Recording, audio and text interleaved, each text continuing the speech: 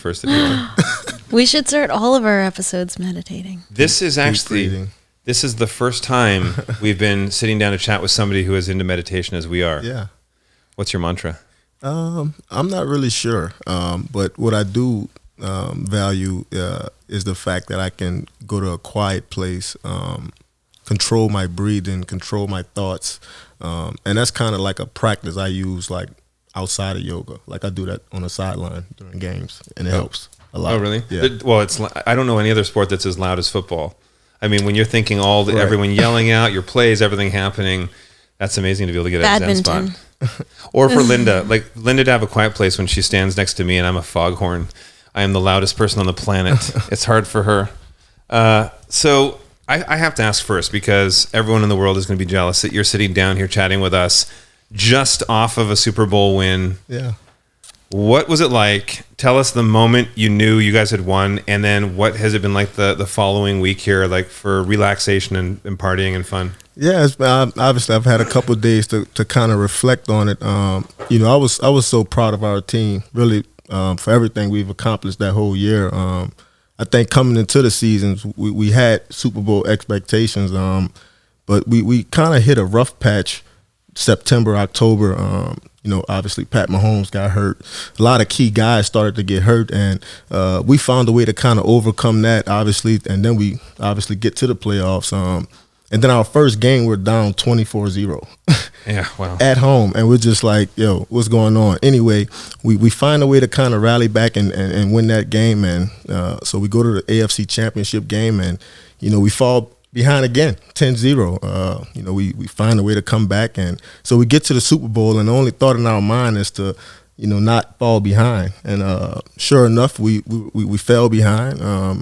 But once again, we were kind of able to come together as a team, and I think that really was our, that was our slogan for the year. Like, when tough times hit, like, let's look at each other, let's figure it out. Let's find a way within to kind of, be able to dig deep and win. So other than physical practice, as a team, how do you guys get over that? Like you talk about meditation and yoga. Yeah. Are there certain activities you guys do as a team that bring you together? What I was really proud of with our coaching staff was, because once you get to the NFL, a lot of coaches expect you to know everything, right? And a lot of guys aren't fortunate enough to be able to have been around great coaches to teach them certain details. I think what we was reluctant to have was coaches that have won Super Bowls before. So I think they understood the importance of details and, being one. And so, we would come out before practice, like 20 minutes and, go over plays. And even when the offense would run in their plays, the defense would go to the sideline and we would talk through certain communications and different techniques. And I felt like those little things kind of helped us. I played college level basketball, and I didn't make it as far as you did with your professional career in basketball, but still I had the fortunate, in my high school days, my coach had won some championships back in the day, and I had some great coaches in the college level, and what I really loved is, just like you're saying, is they actually focused a lot of attention on the off the field, and they focused a lot of attention on the mental game. Yes. They made sure you felt like family, which was really cool to me, because if you're more relaxed and you feel like you're around people you can trust, you would perform better, especially as a team. Right. So how did you find, you've only been with the Chiefs for a year, how did you find that dynamic? Well, I found it very, interesting. I think, really playing under Coach Reed, a lot of people have him locked into to make the Hall of Fame, and especially after we just won the Super Bowl. But even me coming to Kansas City, I felt like he made it feel like a family atmosphere, right? He made everybody feel like they were a part of it, and I could feel that even as a recruit, being recruited by these people. And once I got in the building, it was the same thing. I think from top to bottom, and they make it feel like family. And I think it's kind of understated. You're dealing with a lot of alpha males, and you expect them to come to work and be ready to work. But I think if you're able to create a certain environment for these players, I think you're able to get the best out of them. And I think family environments tend to get the best out of alpha males and different guys like that. Oh, I think it's great. Well, you know that there's a lot of love in the organization for you when you come off the Super Bowl and they give you the franchise gives you MVP. Yeah. And so kudos to that. Thank you. That's there you go. Appreciate it. I'll pass that on to Linda. But and so how has the relaxation been? Aside from football, you have what, about a month and a half until you're back in it? Yeah. So are you putting on 20 pounds of junk food? What's it like for you? Are you getting, back to New Orleans or? Yeah, I'll probably, obviously get back home, but I think for me right now it's just about, really being a dad. I had my baby girl in November, so she's about 3 months now, and she's adorable. Thank you. So I'm kind of busy with her, especially since the season's over with. My fiance gave me a lot of excuses to, not wake up in the middle of the night because I had work, but now I don't have any excuses. So I'm like on dad duty all the time. Oh, man. My gosh. So What's harder? All the grueling practices that you have or changing a diaper? Or drooling practices. Yeah, listen, I tell you, I can play football, with my eyes closed. If my fiance goes to the grocery store for 30 minutes and leaves me with my baby, I'm just like, every time she coughs, I just think's the worst, Anytime she moves, I'm just like, concerned, but I have heard if there's a crying baby to make them stop, is it like the football hold? Yeah. Well, I thought I came up with a dad hack, so I just find YouTube videos and shove my phone in her face, and that's been working. I thought you were going to say your dad hack is you hold her like a football and rock her to sleep. I swear I have. I've read that too. So that sort of at your side, that football position, I have heard that is a very comfortable position for a baby. And I think face down, holding the baby, so they're just sort of like laying or like stomach down. We'll have to look this up. Yeah. I'm gonna look into that. I'm Dr. Drew. People call me Dr. Drew. I can help you with this. So we want to have kids soon too. So it's exciting for us to always talk to new parents because, and also to talk to our friends and family who have had kids for years, because there's such a difference, a dynamic. Babies are so precious when you've had them for the first time, and everything, like you said, they just have a little cough and, what's going on? I got to run to the hospital. But by the time, what's your baby's name? Mila. Yes. Yeah. So by the time Mila is, a year or so, you're going to be like, she fell down the stairs. She'll bounce. She's good. Or your third kid, you'll be like, they're fine. Yeah. But I'm excited. For us to have kids, that's a big thing for us because our family dynamic is so, we're so close. Mm-hmm. Linda's family and my family, everyone is so close, and we get as much time as possible. 18 people stay with us in the house here over the holidays, which can be hectic, but it can also be amazing. Good time, yeah. But I'm no doubt interested to see what our sleep schedules or lack of sleep schedules will be like. Because we already don't get a lot of sleep. And then you add a baby to the mix, so we'll see what happens. Right. You're also getting married soon, which is exciting. Yes, I am very excited. Getting married April 4th.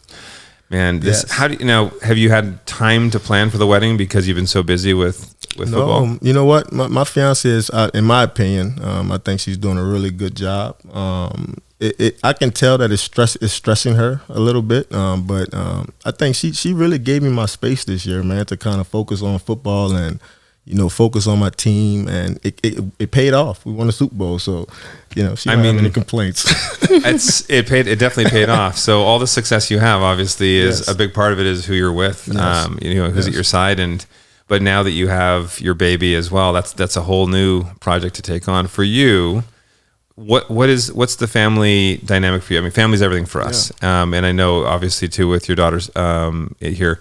It's so important to give her lots of attention, give her a lot of time with you. Yeah. How are you going to balance that family life with your work life when you go back to practice? Well, I just try to keep my family first. I try to wake up early in the morning, get as much time with them as I can.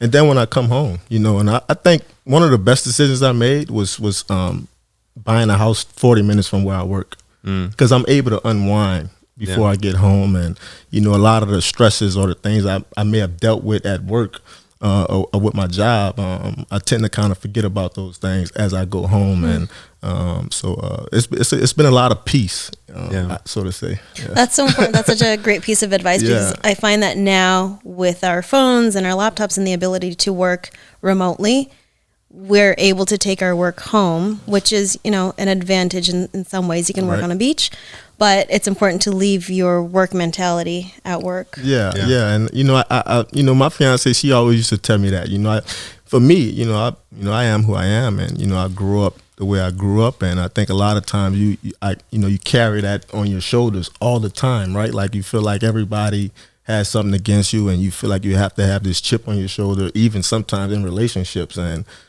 so I'm grateful for my fiance for a lot of reasons, but especially that, just making me conscious of, hey man, leave work at home. Yeah. It's a hard thing to do. I mean, we have a lot of different projects and a lot of different aspects to our business. And I do find, I ask Linda to remind me, because I will forget if I'm at home and I'm not focusing on time with family. Yes. I'm on my phone, or I'm working on some plans or whatever I'm doing. And I have to just check in with myself, put that aside, and realize most of the stuff can wait till tomorrow. Yes, it can. If I'm not present here right now, there's no point being in the same room with Linda and family if I'm not actually focusing on the attention they need. But how do you find, growing up, you had a rough childhood, and you had a lot of isolation as a child as well. Maybe tell us a little bit about growing up, and then how that's influenced you, how you were raised as opposed to how you want to be a father. Yeah, for me, man, growing up, I was confused in a sense, right? I felt so much love, right? So much love. I think even me being adopted, right, or even me being raised with my grandparents, right, and my parents not being there, I've always felt blessed, but at the same time very confused. Like, where are my real parents? What's the truth behind it? And so I grew up with a lot of different, emotions, and I think for me the biggest thing was being able to control what I could control. And obviously, I think me having a family now, I have great responsibility, right? Like I'm able to control my story, control my narrative, and anything that I felt like wasn't necessarily right for my family in the past, I feel like I have a true chance to kind of break those cycles. And, I think that those things are kind of keeping me going and, trying to help me shape my family to what I believe, what I've always wanted a family to be. Yeah. I think you're somebody who, even I'm sure your teammates say the same thing, anybody you're around, you have an infectious personality. You can feel the love, you can feel a positive energy. Thank you. And I think that, like you said, not knowing your parents or where they are, and having some of that separation when you're younger can be very confusing, and it can also create a negative spiral for a lot of people. Yes. But the fact that you have embraced where you've come from, and you've used that to drive you and create this passion, go after what you want to do. And look at all the people that you inspire now. You're a role model for so many people. Thank you. Yeah. I did read that you had said at one point, a lot of the drive that you have for what you have accomplished in football is derived from sort of a wanting an acceptance, that if I do better, my mom will accept me. Can you explain that a little bit? Yeah. We talking about family, and in my mind, I feel like that's what I've always craved. I feel like people have always grown to me. They've attached themselves to me. Like family is the only thing that really matters at the end of the day. And I think not having that, it can kind of affect you and your dreams and or what you see yourself as. And, but I was very fortunate because I was able to kind of face some of my fears, even with my dad being in prison. Me and him didn't really talk that much. But I think as of late, we've been able to kind of form this relationship and, heal certain wounds. And I think little measures like that has really helped me continue to keep going, in my life. And, and then also understanding that, life may never be fair, right? Mm-hmm. But I think I have the opportunity to, work as hard as I can and try my best to, bring as many people along as possible. Yeah. I find that, Linda and I both find that people who want to overplan their life never works out how you plan. It never works out. There are moments where it seems fair. There are moments that seem unfair. And I think that's one of the reasons too, with what we've done and a lot of what we've achieved in our lives, whether it's in relationships or if it's in work, we've achieved a lot of things because we're willing to ebb and flow. And if there's something we're passionate about, we go all in for that.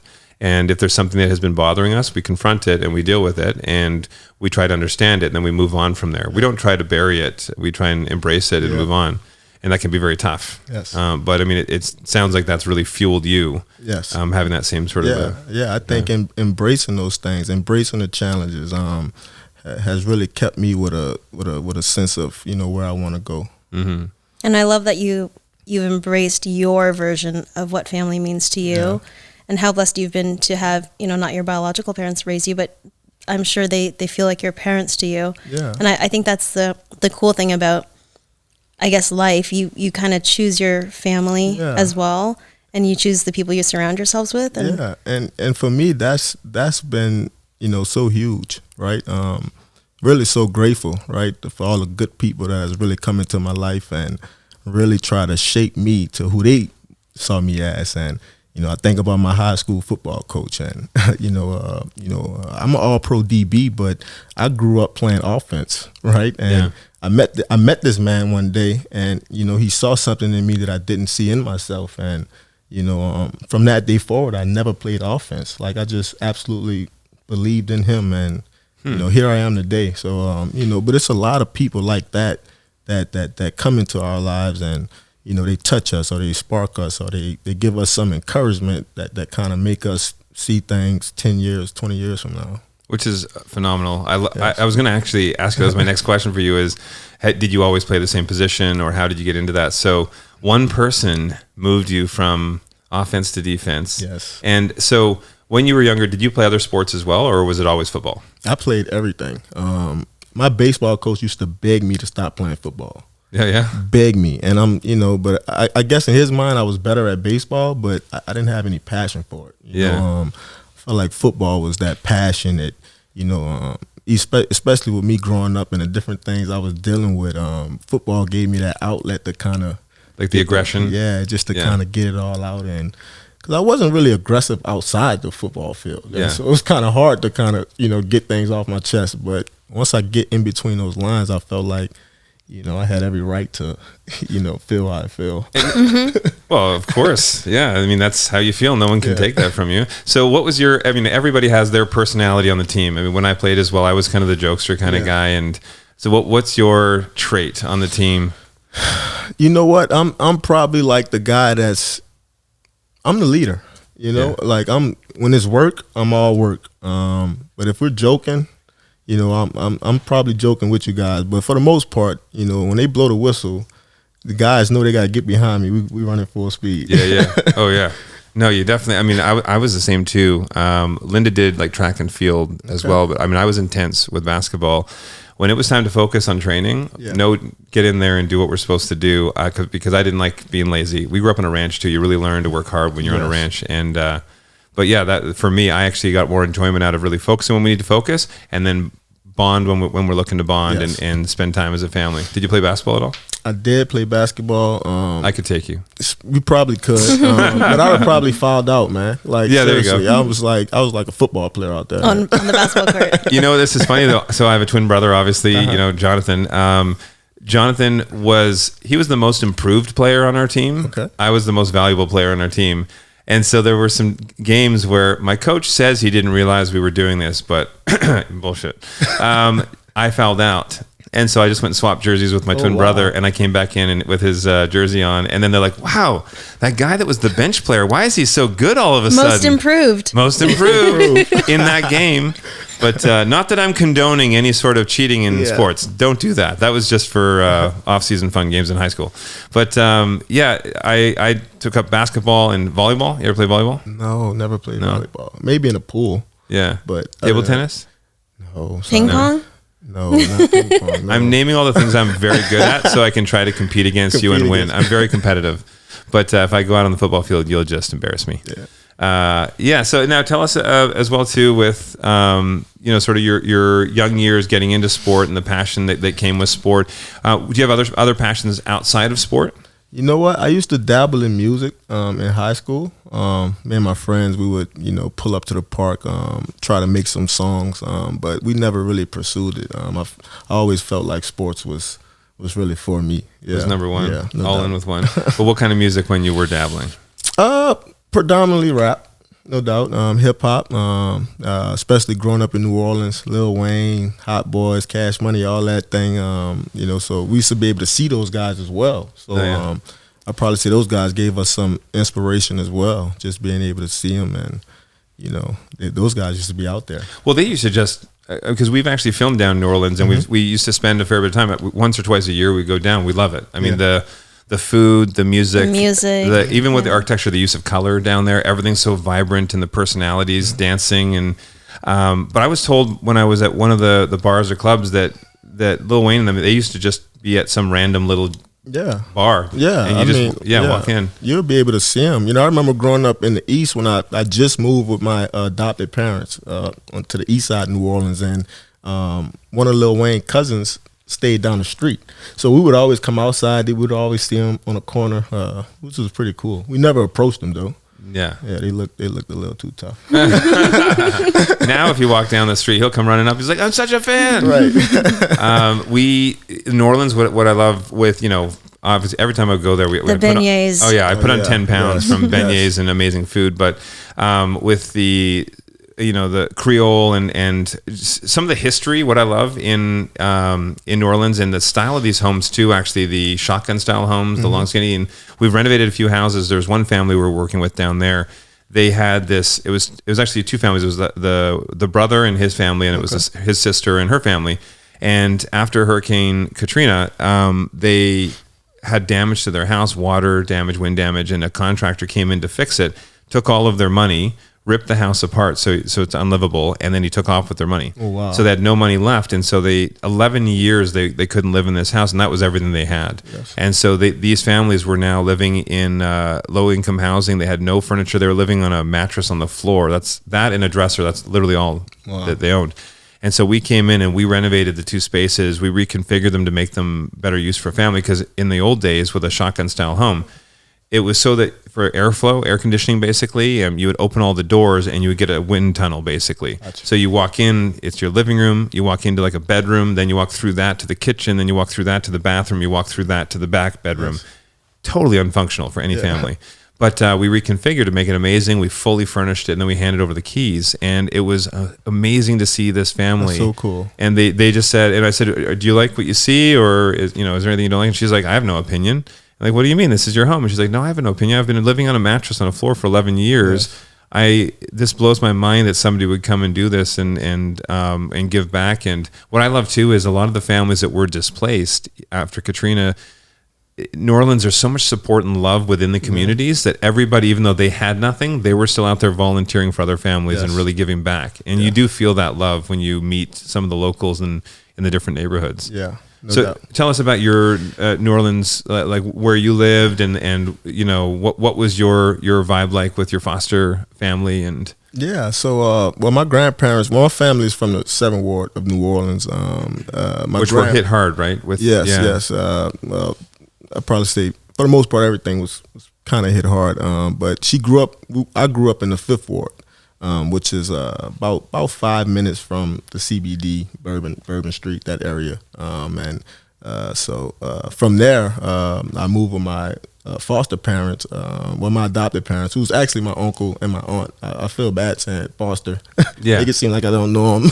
But I moved with them to the east side of New Orleans. And but my whole family is from the inner city of New Orleans.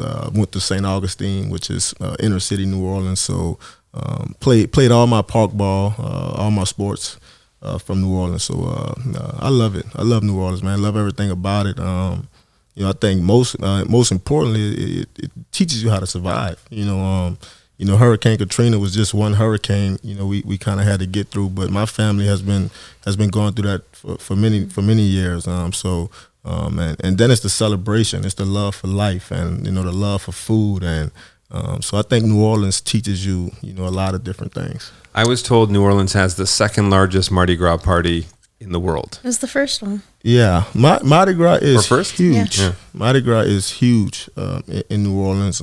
Actually, my adopted uncle, my adopted dad, he was King Zulu, which is like the biggest thing on Mardi Gras Day. So that's cool. That's amazing. So do you know down by the was it the piers? Is that what they call it? Down where they have all the warehouses where they have all the floats for the parade. Did you ever get to tour that? Oh yeah. I mean, we actually rode a float one year because he was King Zulu. So and we had to wake up at like 2:30 in the morning, get dressed, put the makeup on. It's literally a all day event. Yeah. Well, the day they wrap any of the from this year, the Mardi Gras partying, the next day they're literally building planning for the next year. Yeah. And it's amazing to me. And I think they showed us, because we were down there and did some fun stuff, and we were filming for the show with them. And I couldn't believe these gigantic warehouses, and they had something, I think they said something like 10 or more of them full of all of these floats. Yeah. And we got to get up on them, and we got to get involved a little bit, but it's so much fun. Again, you see that energy and the fun and the vibe that everyone in New Orleans has. It felt like every day was a celebration. Yeah, It's just music on the streets, people partying. It's a culture, it's a culture, and I think obviously tourists embrace it, but I think the locals they live it the most. They do it every day, every festival. Yeah, everything. They into it. Now, how about this though? This totally intrigues me, Linda. It spooks her out a bit, but I love haunted houses and old haunted stories. And in all of the U.S., apparently New Orleans has more of that sort of haunted vibe than any other city. Yeah. So. Not fascinated by that? Nah, not really. I mean, I've heard it. I've heard of like all the voodoo and different things like that. I've never experienced. No, I mean, honestly, for me, it's just the fun stories when you hear. But the one thing I think that adds to some of those stories is when you look at New Orleans, because you're right down there at the water belt, right? Mm-hmm. And because literally just a couple of feet under the ground, you literally have moving water. Yes. Like it's so close to the ground. And so that's why in New Orleans they don't just dig graves in a graveyard and bury the caskets, right. Because they used to do that. Then all of a sudden, in the middle of the street, when it was dirt streets, all of a sudden these caskets and bodies are coming up out of the dirt, and it was freaking people out, making people think that there's some sort of like haunted vibe or voodoo vibe. But it was just that the water belt was right there. So now they have everything in tombs. Yes. That fascinated me when I started to hear stories like that from New Orleans. Yes. And I also went out and we did some. We went out on the bayou. Is that what they call it too? Bayou. We went and did some boat rides and saw some gators. And this guy was trying to get me to put my hand in this gator's mouth. He's like, "Don't worry, it's fine, just do." I'm like, "No, that thing is 28 feet long, and if he clamps down, I'm done." So and it wants our they were making us feed it marshmallows. Yes. Who knew they had such a sugar craving? But and so you have your month and a half off, and then you're going to be back to training. So when you're not training, I know you meditate. Yes. But what else is taking up your time? Is it yoga? Is it hitting the gym on your own, or is it just kind of baby eating? time? You know what? I love basketball. I love to play basketball, and I kind of got an excuse to play it because for me it kind of helps me get into shape. Just conditioning and running back and forth, and it's actually better than most football drills, right? I think basketball helps you get in shape much faster. So basketball is like my hobby when I have some downtime. We have to play. Yes. Well, I have a whole mix. Do you know Dr. Oz? Yeah. Dr. Oz is, he's he loves basketball. He's addicted as much as me. We've been trying to get together to play for so long, and him and I have both played in the NBA All-Star Celebrity Game. Okay. You should do that. That'd be fun. I don't think the Chiefs will let me do that. Maybe they'll let me play a lifetime, but not like. Oh yeah, yeah. You don't too high risk. Yeah, actually, that's a good point. I mean, coming in, somebody kicking your ankle and you're done. That's dangerous. Me, nobody cares. Just kick my ankle. Yeah, Drew will go to the YMCA and play pick up, and he'll come back with a black eye. Yeah, or like a bloody lip. Yeah, you're super competitive. I'm competitive. You like me. Like me. Yeah. Also, it's you got to go and you got to play hard. Yeah. My whole thing too is I have a philosophy in life with anything. I take lessons for everything, and it's that. Why reinforce bad habits when you can learn to do it right? Yes. So I get a coach with everything from ping pong to basketball, golf, whatever. But in guitar. But for me, it's fun to see improvement, see self improvement in a game. And I mean, we have to get on the court. Okay, we'll do we'll play a game of 21 horse. or horse. Okay. We'll play horse. Then I won't be I'll like beat kicking you guys your in ankles. horse though. I'll my big thing though is because I'm 6'4", but I have super long arms, and so whenever I was playing, they would always put me up against the 6'9" guys because they would think they could dominate me, but I would end up blocking them. And I took karate when I was younger. I was a national champion for years, and that really gave me a strong center of gravity, sort of a core strength. And so even though these guys might weigh 240 or something, and at the time I was only 195 pounds, I could check them out. I could box them out pretty easy. And so that's always been my advantage. Now that I'm getting slower, I don't know if I'm guessing you can probably jump. I can jump pretty high. So what would be your vertical? Probably realistically like a 36, 37. Not bad. That's like half my height. Do you want me to brag about what mine was? What was it? No big deal. 43-inch vertical. It's pretty good. It was pretty good. Now it's about 4.3 inches. That's long out the window. But there's something about sport. I'm the same as you. Like for me, I don't like to go to a gym and just hit a bike.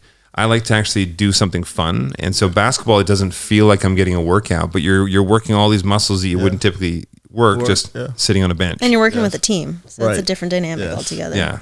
Unless you get the wrong team, and then it doesn't feel like you're working with them. So you're going to get married in April. Are you guys going to take off on a honeymoon right away? And we're going to have to do it pretty quickly because I have work like in a couple weeks after that. So and nothing's less romantic than saying, "Honey, let's do our honeymoon. It's just over here on the practice field, just on the side here, a little picnic." But yeah, I'm looking forward to it. So it's been a long time coming. You know, met my fiance in college, and so I know she's really excited about this day. So do you have any plans? On my best behavior. What are your plans? Like, give me a hint. Even don't tell all of it, but what's a little hint of the romantic side of you that you're going to bring out for the honeymoon? You know what, man? I'm going to dance with her. Oh, because you know she grew up dancing and cheerleading. But I'm not like I don't have a lot of rhythm. You know what? I doubt that. Oh, you're from New Orleans. You have rhythm. I have none. Trust me, I'm bad. We're gonna have to have a dance off. I'm horrible. You realize we are going to record ourselves, the three of us, doing some sort of dancing. That's cool. I was on Dancing with the Stars a couple of years ago. I had no rhythm, and that gave me a little bit. I did that right before our wedding because I said to the producers, I said, I will only come on the show if you guys are going to be able to teach me to dance for my first dance with Linda when we get married. Yeah, that'll be cool. And it worked. Did I impress you? You have rhythm. I have a little bit. You have rhythm. It's from all the time I spent in New Orleans. Yeah. And great music. By the way, live bands, when you have the live bands in New Orleans, you go to any little sort of hole in the wall bar kind of place and they have like a nine piece or a 15-piece band.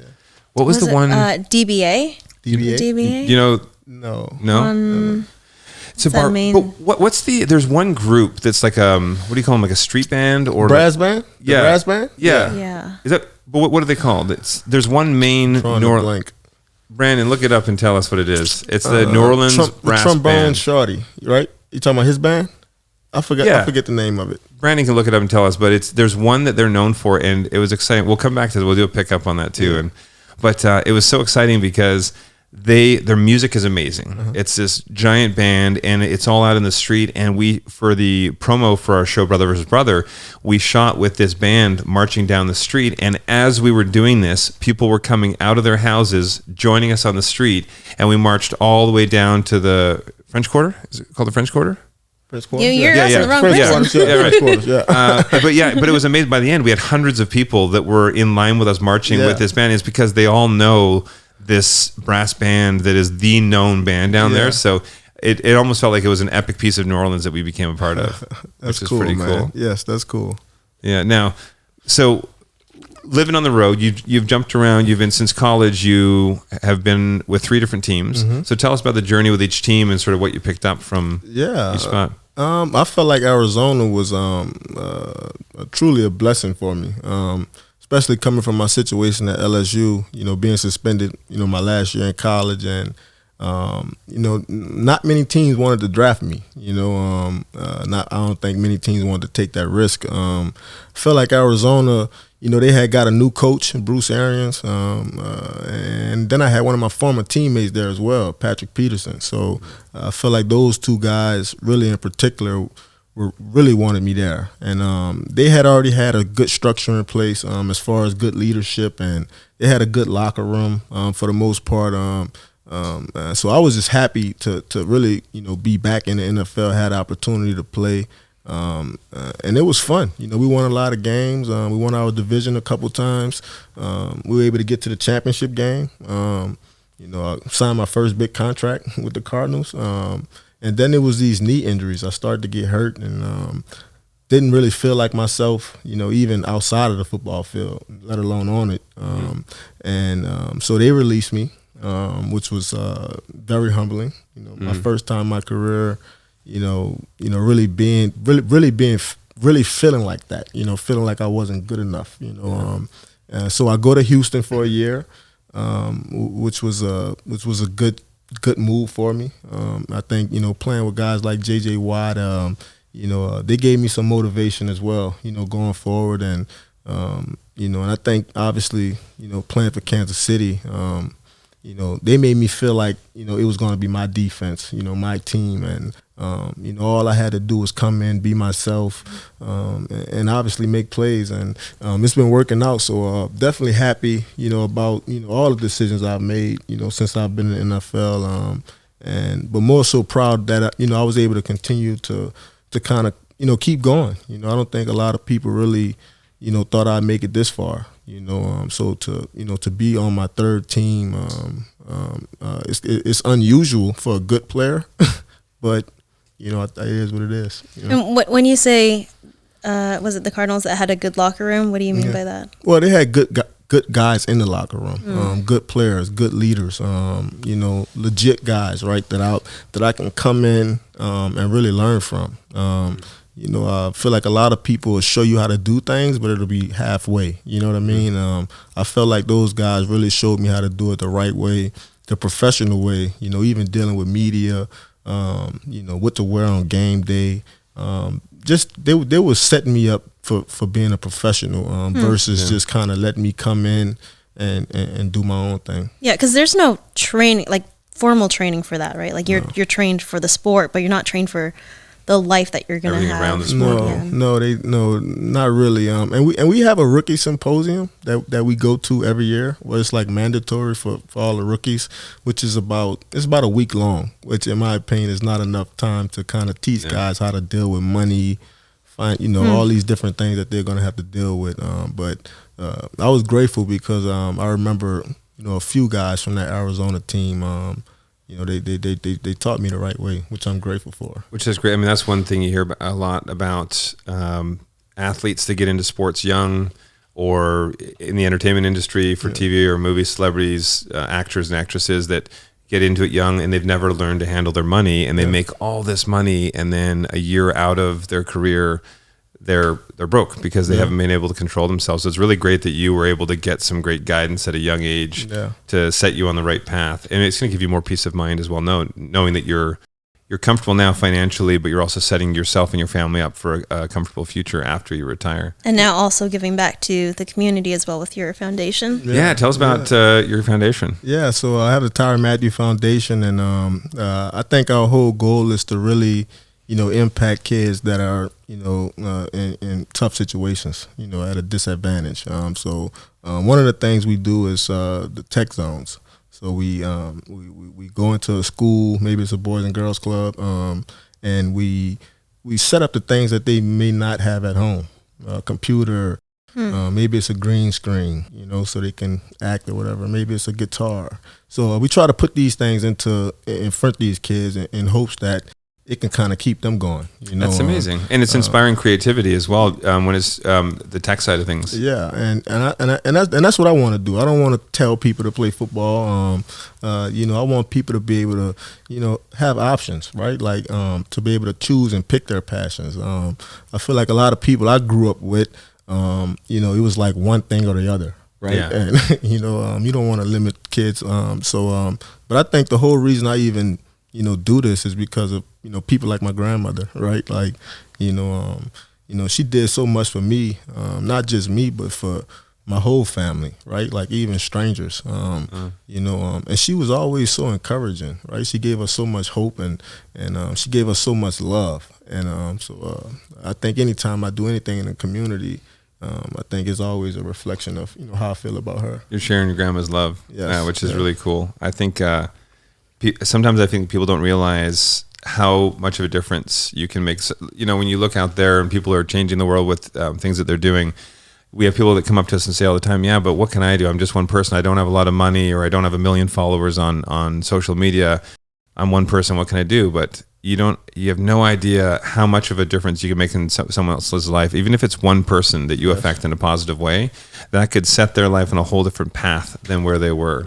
And I like that you're giving that opportunity to so many people out there too. We worked with the Boys and Girls Club too. We actually did a makeover in New York, just cool. As well as we did a couple other cities, and it was that same side was making over libraries for them as well, and then bringing in some tech, because kids are smart. I cannot believe, like when our nieces and nephews, like at 2.5 years old, they can unlock my phone and go into an app. YouTube. Yes. I was drooling and pooping in my diaper at that point. Wait, was I still wearing a diaper at 2.5? I don't know. But here's a question. Babysitting. Yes. So who, if you were to pick someone on your team, To babysit? who do you think would be good with your daughter? I probably have to go with Reggie Ragland. He's a linebacker. First of all, he can cook. He cleans up his locker. So make sure he throws stuff in the trash can. And he's just good with people, man. Like if you get around him, yeah, he can relate to anybody. He's always easygoing. And I think mostly, man, if you having a bad day, like he's the dude that's gonna pick you up and give you a smile. So Nice. it'll probably be him. So basically, he's going to babysit you. He'll just pick you up Right. and cuddle you when you're not feeling good. We should get Reggie here. So Linda and I have had this debate with some of our family and friends. It's I don't look forward to changing diapers because everyone tells horror stories about getting peed on and pooped on. Yeah, me neither. Yeah. Have you experienced that yet? Yes. Tell us all the details. Yes. It was bad. So that's just one more reason why I want to hand that off to Linda. And We'll pass it off like a football. There you go. I'm going to come up. I'm going to invent some sort of a shield or something that I can like reflect. Protect yourself. A welding mask? Yeah. I don't know. Maybe that's Right. I'll work on that. If you were to pick one teammate to design your house, who would it be? To design my house, I probably have to go with a guy named Travis Kelce. All right. He has a good sense of style. He has good taste. Yeah. Because we're recruiting right now, so I'm gonna try and replace my brother with him. Oh yeah, a whole other career. Good, yeah. So do you have any design eye? No.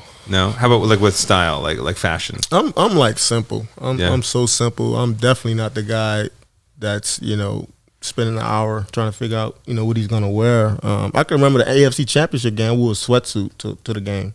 Oh, there you go. So in my opinion, I just want to be comfortable, man. So at home, if you have a plumbing leak or something, you're not going in there with a wrench. You're calling someone. Yes, unfortunately, yes. Which my fiance hates. Yeah. And, nowadays most time the wives in a house are handier than the husbands nowadays. Like the stats have changed. It's crazy. And I find even like Linda, like there are times where I'll be like, I'll fix something, and then she's in there and she does Already it right done. away. Yeah. That's how my fiance is. It's crazy. So we just had our first winter in Kansas City, and it's like my first time experiencing snow. I didn't invest in a shovel. Oh yeah. So my driveway has been like snowed out for like a month. So you're that neighbor that no one likes. They're like, come on, shovel your walkway already. But you can build an awesome snowman. Yeah. We grew up in Canada, so Linda was on the East Coast in Toronto, which they get terrible winters. Like it's like New York. They'll get tons of snow and it's blizzardy. And then out where I am in Vancouver, or where I grew up, it was more rain. And when you got snow, you couldn't make a snowman. It was too kind of wet. I got you. And so what we would end up doing is we would make a flat snowman, and it would harden like ice, and then we would stand it up like on a board. And so then from the front, it looks like a snowman, but from the side, it's only an inch thick. Yeah, it's flat. But we worked with what we had. Yeah. So I did have a question for you. Mm-hmm. Your nickname, Honey Badger. Yeah. I heard you didn't like that in the beginning. I didn't really like the honey part. Okay.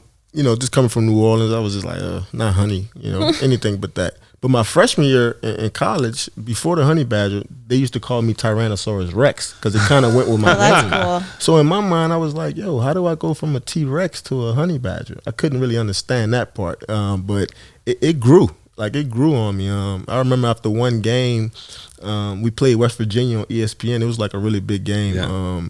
And I get on the bus after the game, and the D coordinator, first of all, coaches always tell you, don't read the press clippings. Yeah. They read every last one of them. Oh, yeah. They're the first ones. So I get on the bus, and he's like already on the gossip sites, blog sites, and he's looking. He's like, hey, man, look what they're calling you the Honey Badger. And I'm like, what is that? And he's like, listen, just go with it. And I'm like, all right, coach. And so, it's kind of stuck. So it was the press that gave it to you. Yeah. Have you seen videos of honey badgers? Yes. They are vicious. So vicious. Oh my gosh, they're vicious. But that's the thing. I mean, you're not the tallest guy on the field. No. And so there you go. You can be vicious when you're out there. Yeah. But I have to be, I have to be. I need to ask you this because this is every woman I know wants me to ask you this. What do you think is your best asset? Not talking about your on the field, just you physically. What is your best asset? Oh, probably my heart. Oh, melting all hearts in the world. Almost everyone that knows you that I've spoken to, all the women have said, like, you have the best smile in the NFL. Oh, appreciate it. Thank and you. so they said that melts hearts. But there you go. Now you have the heart and the smile. But so, having been in so many different cities, how do you define home?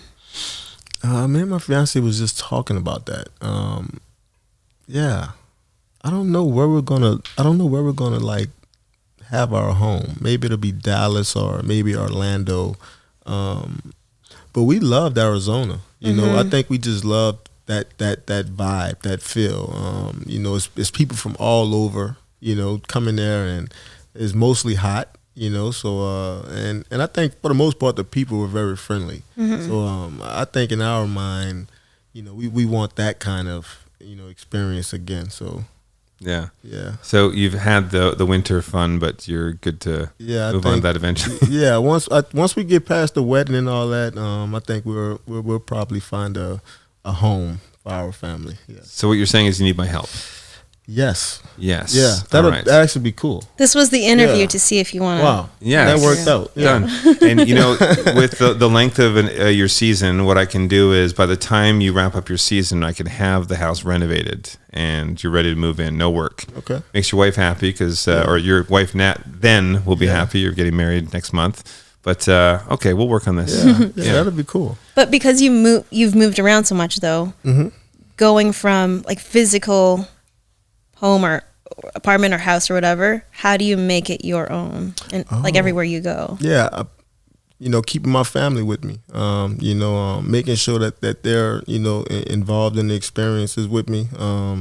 You know, my kids going to school, you know, where I work. And then us just coming together, you know, at the end of every day. You know, I think as long as we're able to do that, you know, I don't think it necessarily matters where we live, you know, as long as we got each other to kind of lean on and focus on at the end of every day, I think we can kind of live anywhere. Oh my gosh, yeah. I mean, hey, I love it. It's for us, we're the same way. Like Linda and I could live out of a suitcase, or we could live out of a, you know, nice house on the beach, whatever it might. Doesn't matter to us as long as we're together. Yeah, because we've been to, I think, over 12 cities together. Oh wow. Yeah, we film on the road all the time, and so, you know, at home, like at our place, we actually have family and friends that are literally staying at our house all the time, even when we're not there. And I'm glad that we have a place that we can share with them. But for us, we, you know, we'll be in one city for a couple of months, we're in another city for a few weeks, another city, and we try to make every place feel comfortable, like home. But again, all I need in life is Linda, sushi, movies, and ping pong, escape games. Oh yeah, and ping pong. Yeah, and I'm done. And a bit of basketball. Basketball. So you got me. You know what I'm saying. Yeah, we so for right now we're filming between LA and Las Vegas, and so which we actually live in LA and Vegas, so we go back and forth. So it's actually the most time we've been spending at our places and usually we're sort of East Coast, West Coast all the time, which has been kind of nice. But just like you, wherever we go, we love that we can share the successes with family, because it really doesn't mean anything if we're just enjoying it for ourselves. Yeah. So this is something I need to know. We all do embarrassing things. We've all done something dumb in our life. You know, sometimes it's caught on camera, and I am the first one to embarrass myself. If I do something stupid, I always post it. But what's something in your career and in your life, what's something that you've done? Like, I remember as a kid in elementary school, I scored on my own goal in soccer, and then that's when the coach is like, you should maybe not play soccer. Yeah. And good advice to a kid, by the way. That really made it. He's like, you're too tall for soccer, which was terrible advice to give a kid. So I never played again. But what's something that you've done that was really sort of funny or embarrassing? I'd probably say my rookie year, you know, in the NFL, man. You know, I shaved my head bald, and then I cut off one eyebrow. And the whole point of me doing that was just, I wanted the team to feel like, you know, I'd give anything I'm so happy to be here. I'll do anything to stay here. And, you know, my rookie year rolled by and the second year came around and I was just like, why did I ever do that? Like, that didn't do anything for me. No, it just ruined every photo opportunity. You know, like, smile to camera. Oh gosh, did somebody fill it in with a Sharpie? No, but like every time I would nap, especially in training camp, like all the vets on the team would just walk by with like powder and just squeeze it on my head. So oh my gosh. I just have a bald powder head. There you go. One eyebrow. I'm just gonna. You might not realize this, but your hair now looks a little better than what that probably looked like. Yeah, more stylish. I can remember as well too. Like back in the day, you become like family with your team, and I can remember we would go on the road a little bit, and we're playing on the road in tournaments and stuff, and the fun we used to have. Yeah, it was so much fun, and now I don't play on a team where I travel and that, but we still try and bring, it's just like the camaraderie of the team. It's like the family. And so now we actually have some of my old college buddies and high school buddies, and then some of Linda's old high school friends. We still make these trips where we'll go away and still get a bit of that feeling, even though I don't play sports anymore. But do you still get a chance to connect with some of your old team and some of your old friends from back in the day? Yeah. I'd probably say a good core group of my friends are guys that, I grew up playing ball with, back in New Orleans. We're still close to this day, So I feel like those guys, they mean a lot to me in the sense that, they gave me some hope, when I didn't even know I needed any. I can remember one of my friends, I've always felt like he was a better, football player than me. He was smaller than me, but I've always felt like he was better than me. And I could just remember one day in particular, our coach came in and he basically said that. He was like, "Hey man, Terrell's better than you." And ever since that day, I just, focused on being the best I can be. And but I look to my friend and I say, he kind of gave me that motivation to want to be better. So I try to keep those guys around me.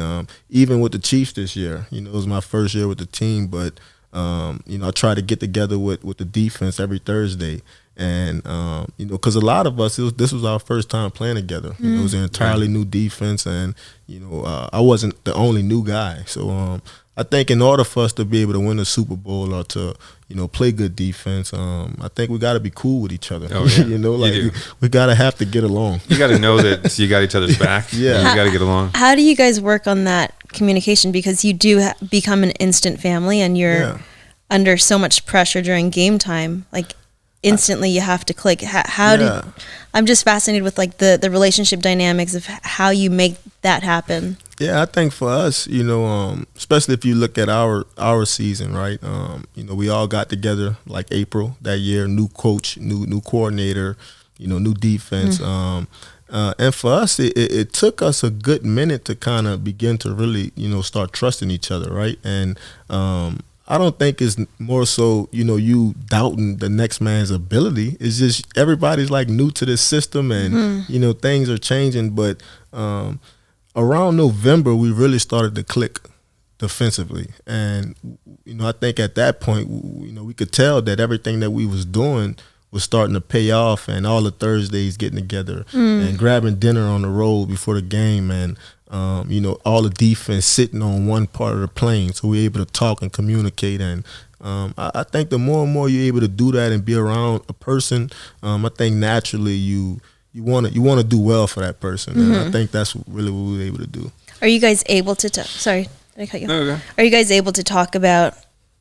things outside of the game, like share, if you're feeling down or family? And I think that's probably the thing that benefits, getting around each other the most, is because a lot of us were the best players at our schools, right? Like a lot of us are the primary breadwinner for our family. So a lot of times we're dealing with people that not necessarily seeing life how we see it. And I think when you're able to get around people that share what you share, the success as well as the failures, you're kind of able to bounce off each other and, hey man, I did that 3 years ago, and you don't want to do that. So, and I think that's really helpful, especially for rookies coming into this league.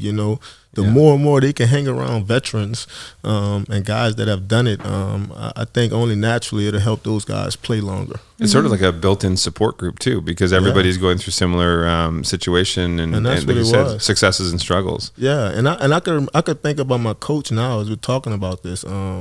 Dave Merritt, my position coach, the DB coach, and every day, man, it was like this self-talk session before we actually began work.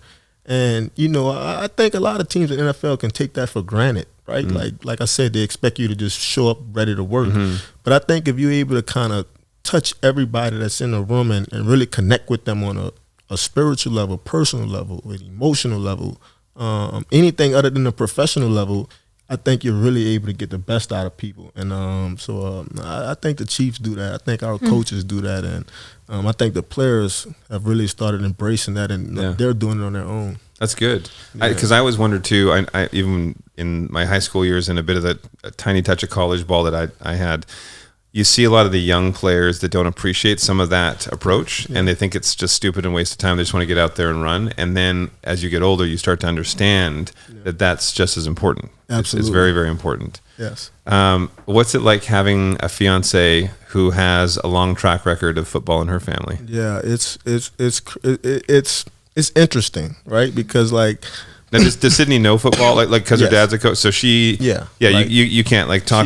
She knows when I didn't do good enough. Yeah, and that's, those rides in the car are kind of long, and I'm just looking at her like, get it out. But yeah, she's hard on me, man. And then she's competitive as well. Yeah, so she not only wants to win for me, but she wants to win so she got some bragging rights. So I'm saying, so she knows football. Mm-hmm. And she can dance, but you can't dance. No. She's mastered all the like tricks of parenting that you're still working on. Working on it. So she seems to be like the real She's MVP in the family. Yeah, without a doubt. She's head honcho, and I look forward to seeing her every day, man, because she brightens my day up. And, she knows me too, so I can't fool her, can't hide from her, And Sydney just needs to teach you to dance. Yeah, that's we've been talking about this for 7 years, and she has never taught me how to dance. Really? You guys got to do it for the wedding. So I did make her that promise that I will dance with her for our wedding. If so she's into dance. She probably watches Dancing with the Stars because a lot of professionals watch. If you want me to talk to Emma Slater and Sasha Farber, so Emma was my partner. Okay. Sasha's her husband, who's also one of the dancers. They taught us our first dance. We did a mashup of 5 different genres of dance and music and songs, and I could talk to them and they can pass it your way. That'll be a great idea, actually. Yeah. All right, done. Yeah, See this? cool. We're doing this for you, Sydney. This is for you.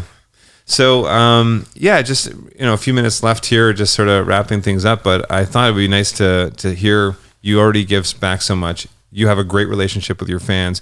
In fact, in a lot of the interviews or videos that I've seen, or sort of like pre-games, you're walking in to play and stuff, and you see your fans lined up. You take the moment to go over there and say thank you, embrace your fans, and sign autographs. So what's that relationship like for you, going from when you were younger, maybe you didn't have that sort of fan following, to now everybody knows your name? Yeah, it was crazy because, I can remember, I was a 1-star recruit at one point in high school, and, I had one big offer, and that was LSU. And so I think to be at this point, I'm very grateful, and I think my fan base in particular, the people that really support me, I feel like they have really grown up with me, even going back to LSU when, I made a couple bad mistakes, and, even going through Arizona and the injuries and, switching different teams. I feel like we've grown together, and, they've embraced me on a level that has really given me, some comfort and some hope that, hey man, I'm not out here by myself.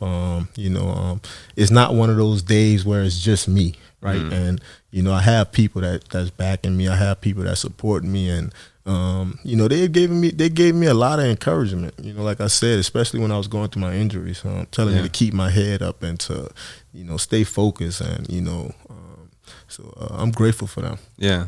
And for any of those little kids that are out there and they're at that point where they're trying to figure out what they want to do. If they want to play football and they're watching you, what's some advice that you have for young aspiring football players? Yeah, my advice would be, man, to always fall forward. Every time you fall short, every time you make a mistake, every time you happen to have a failure, use those things as building blocks to help you get to where you want to go. And then in the same breath, face everything that you're scared of, right? Like look in that mirror, face those fears. If you don't look in that mirror today, that same thing will be there 5 years from now. So it's important to learn to not only, you know, thrive, but to live with, you know, certain emotions that you may have, and but knowing that it's okay, you know, just keep going, always fall forward. And that's one thing actually I love, that, you know, in today's day and age, actually, it's more talking about emotions, where a lot of people used to think, especially a lot of men, think that they need to hide it and they can't show their emotions. And to know that in today's day and age, that's not a bad thing. We're all emotional in different ways. And it's a lot more harmful to you to just try and bury those emotions. So to embrace it and speak about it, and hopefully have people in your life that you can talk to. It's healthy. Yes, absolutely. Yeah, absolutely. And be who you are. You know, be exactly who you are. You know, if you're fun, if you're loving, you know, don't let the world change that. And you know, if you're a hard worker, you know, if you go get things that you put your mind to, don't let the world deter you from that. You know, be who you are. Yeah. My dad's advice when I was little was always, if someone says you can't do something, find 5 ways to do it. Yes. And I've lived by that my entire life. I agree. What's one piece of advice that you were given that has stuck with you your whole life? Smile more.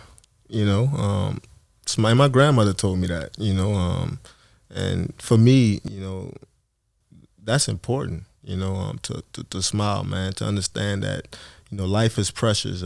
Even when it's not good, it's precious. And, you know, even when things may not be going your way, you know, God is always in our favor. So always smile. And I think that's what I've been trying to do really the last 7-8 years, man, is always keep a smile on my face.